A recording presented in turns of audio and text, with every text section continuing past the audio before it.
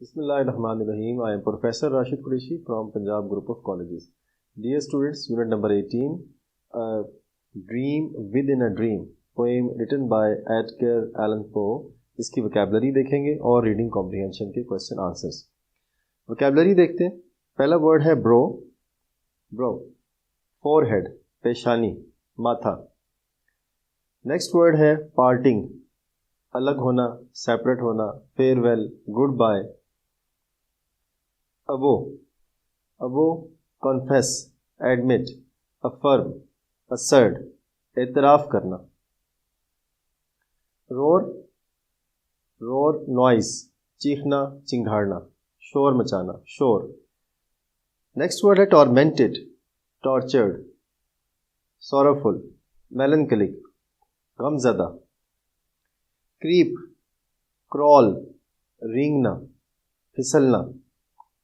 Grasp और clasp, grasp और clasp का मीनिंग सेम है. Hold, grip. नेक्स्ट वर्ड है pitiless, merciless, unkind, impolite, ruthless, uncouth, बेरहम, जालमाना, savagery. Dear students, reading comprehension में क्वेश्चन आंसर्स को देखने के लिए नेक्स्ट बोर्ड की तरफ मूव करते हैं. डियर स्टूडेंट्स, क्वेश्चन नंबर 1 है, what idea does the parting of beloved bring into poet's mind? Answer, when poet is departing from his beloved, जब शायर अपने करीबी शख्स से जुदा हो रहा है, ही रिमेंबर्स, वो याद करता है, the words of his beloved that their relationship is not permanent, कि उनका ताल्लुक, उनका वास्ता, उनकी कुर्बत मुस्तकिल नहीं है बल्कि आर्जी है. It is temporary. He says that his beloved was right in saying this. उसका मानना है कि उसका जो अजीज़ है वो ये कहने में सही था कि उनका रिलेशनशिप परमानेंट नहीं था बल्कि एक टेम्पररी रिलेशनशिप था, एक आर्जी रिलेशनशिप था. It comes to his mind that it was not merely a dream but a dream within a dream. बल्कि वो ये चीज़ मान चुका है, एक्नॉलेज कर चुका है, एडमिट कर चुका है कि दरअसल उनका ताल्लुक एक ख्वाब के अंदर एक ख्वाब यानी एक इल्यूजन, महज एक शराब की मानंद था. नेक्स्ट क्वेश्चन है, what is the theme of the poem, जिसको हम सेंट्रल आइडिया भी कह सकते हैं. And how is it developed in the poem a dream within a dream. Theme को डिस्क्राइब करना. Frustration and sorrow over the temporary life are the major themes in the poem. इस नज़्म का जो मरकज़ी ख्याल है वो इस ज़िंदगी के आर्जीपन पे मुश्तमिल है. These themes are in both stanzas. इन दोनों स्टैंजाज में हम देख सकते हैं कि इन्हीं थीम्स को बेस बनाया गया. The first stanza shows sadness because the poet is parting from his beloved. पहले स्टैंजा में शायर अपने करीबी तरीन, अजीज़ तरीन शख्स से जुदा हो रहा है. The departure of his beloved makes him question his existence. और इस डिपार्चर से, इस अलहदगी से उसके जहन में कुछ सवालात उभर रहे हैं. Saddened by this event he mourns the temporary nature of life that has brought despair and sorrow. इस जुदाई से वो अंदाज़ा लगाता है कि ज़िंदगी किस कदर आर्जी है और ये चीज़ उसको दुख और कर्ब में मुब्तला करती है. In the second stanza he is still sad. और उसकी सैडनेस, उसकी उदासी, उसका डिस्पेयर और डिसअपॉइंटमेंट नेक्स्ट स्टैंजा में भी हमें नजर आता है. He is holding grains of sand, no matter how hard he tries to hold the sand grains slip away. वो कोशिश करता है कि साहिल समंदर की रेत के ज़र्रात को अपनी मुट्ठी में जकड़े रखे, लेकिन इसमें उसको नाकामी होती है. He compares human life to this falling of the grains of sand. इंसानी ज़िंदगी को रेत के बिखरने के साथ वो तशबीह देता है. He questions the reality of life. और ज़िंदगी की हकीकत पर सवाल उठाता है. For him it is nothing but a dream within a dream. और ये उसके लिए महज एक शराब की मानंद है. नेक्स्ट क्वेश्चन है, what metaphor does the poet use for his inability to hold reality and fleeting times? Explain. The poet uses the metaphor of sand. Standing on the shore of the sea, he takes grains of sand in his hand. वो साहिल समंदर पे खड़ा है और वहाँ की रेत को अपनी मुट्ठी में बंद करने की कोशिश करता है। He wants to hold on the sand grains. वो कोशिश में है कि किसी तरीके से रेत के ज़रात उसकी मुट्ठी से ना फिसलें। The sand is a metaphor for time. गोया ये जो रेत है ये एक मेटाफॉर है टाइम के लिए। Just like he wanted to hold the sand, he wanted to hold the time when his love was with him. जैसे वो रेत के ज़रात को अपनी मुट्ठी में बंद रखना चाहता है, गोया वो उस वक्त को भी बंद रखना चाहता था जिस वक्त को उसने अपने अजीज तरीन शख्स के साथ गुजारा।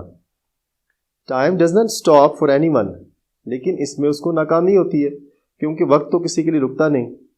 एंड नथिंग इज परमानेंट, और जिंदगी की कोई चीज़ भी मुस्तकिल नहीं।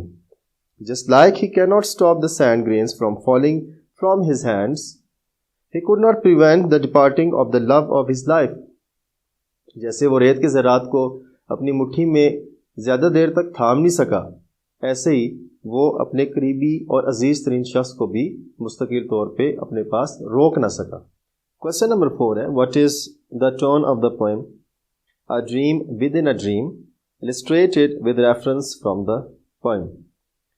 The tone of the poem a dream within a dream is very depressing.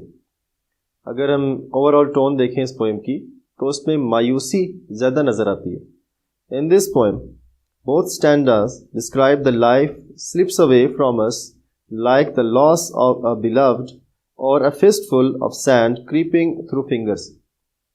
हमारी ज़िंदगी इस तरह हमारे हाथों से फिसल रही है जैसे शायर का करीबी शख्स, अजीज़ तरीन शख्स उससे जुदा हुआ या उसके हाथ से जैसे साहिल की रेत फिसल रही थी। Little by little, life slips away from us like the sand grains. The poet concludes that life is just like a dream. शायर कहता है जिंदगी महज एक ख्वाब है, एक शराब है। Everything we dream in this life is a dream within a dream. एक illusion है, एक misconception है। Perhaps the poet means that life is a dream and death is its awakening. शायद वो ये कहना चाहता है कि जिंदगी एक ख्वाब की मानिंद है और मौत दरअसल उस ख्वाब से जागना है। क्वेश्चन नंबर 5 है, what type of imagery is used in the poem a dream within a dream, what feelings does it evoke in you, analyse. The use of imagery makes the reader visualise the writer's feelings and emotions. Imagery दरअसल जो writer है या poet है उसकी जो feelings है, emotions है, उसको रीडर्स के सामने पेश करना इमेजरी कहलाता है। In the poem a dream within a dream the poet has used images appealing to the sense of sight. शायर ने ऐसे इमेजेस का जिक्र किया है जिसमें वो सेंस ऑफ साइट को टच करता है, जैसे किस upon the bro, grains of golden sand and pitiless waves. These images evoke the feelings of loss and pain felt by the poet. और शायर ने जिस तरह लॉस और कर्ब और खो देने के जज्बात का इजहार किया है, गोया इन तमाम जो वर्ड्स हैं उससे उसके जज्बात का बेहतरीन अंदाज़ा होता है। नेक्स्ट क्वेश्चंस के लिए नेक्स्ट बोर्ड की तरफ मूव करते हैं। Question number 6, pick out the examples of alliteration from the poem A Dream Within a Dream. Also describe its rhyme scheme. How do these poetic devices contribute to the music of the poem? Alliteration क्या होता है? Is the repetition of the same consonant sounds in the same lines of poetry.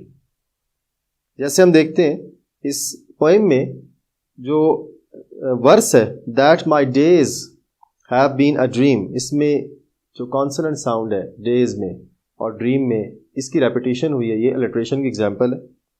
और फिर grains of the golden sand, grains का जी, golden का जी, ये यहाँ पे रिपीट हुआ है।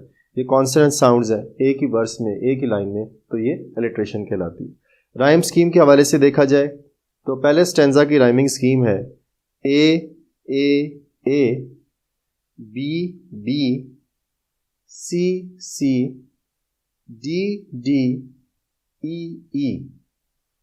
दूसरे स्टेंजा की rhyming scheme A B B C C C D D E E F F.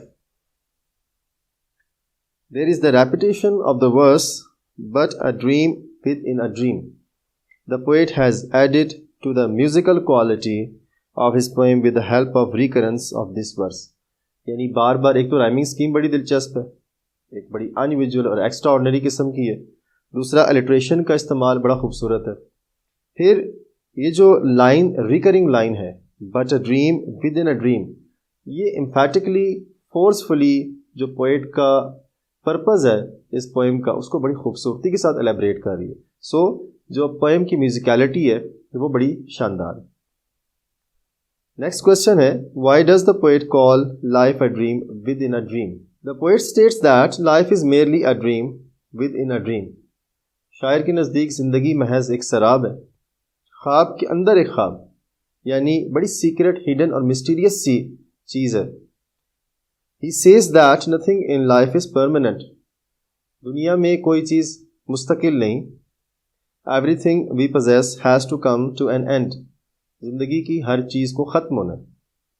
It is like a dream. गोया ये एक ख्वाब की मानिंद है. It goes on and no one can grasp it. ज़िंदगी चलती जाती है, इसको थामा नहीं जा सकता, इसको रोका नहीं जा सकता. In the first stanza, the poet presents love and deep feelings when parting from his beloved. After bidding goodbye to his love, he thinks that their union was nothing but a dream. पहले stanza में अपने अजीज तरीन शख्स से दूरी के बाद वो समझ जाता है कि जिंदगी महज एक ख्वाब है. However, in the second stanza, the metaphor of sand highlights that there is no tight grip on reality and time. जिंदगी की सबसे बड़ी हकीकत उसका तब्दील होना और ख़त्म हो जाना है और उसका गुजरना है. It just passes no matter if a person accepts the reality और नॉट. इंसान चाहे ना चाहे, उसकी कोई चॉइस नहीं है, उसके पास कोई ऑप्शन नहीं है. ज़िंदगी ने ऐसे ही चलते रहना है जैसे शायर के हाथ से रेत के ज़रात फिसल रहे थे. This brings the poet to the conclusion that life is a dream within a dream. और शायर ये अखज़ करता है कि ज़िंदगी महज एक शराब है, एक मिस्ट्री है. What did the poem A Dream Within a Dream make you think of? And how did it make you feel? Evaluate. The poem makes me think of the temporary nature of relationships. हमें पता चलता है इस poem को पढ़ के कि हमारे सारे रिलेशनशिप्स, हमारे रिश्ते महज आर्जी हैं. वर्ल्ड एंड मॉर्टैलिटी, ये दुनिया आर्जी है और सब कुछ फ़ानी है. All of this is a dream within a dream seems to me to be a poetic description in which the poet is describing how he feels about memories.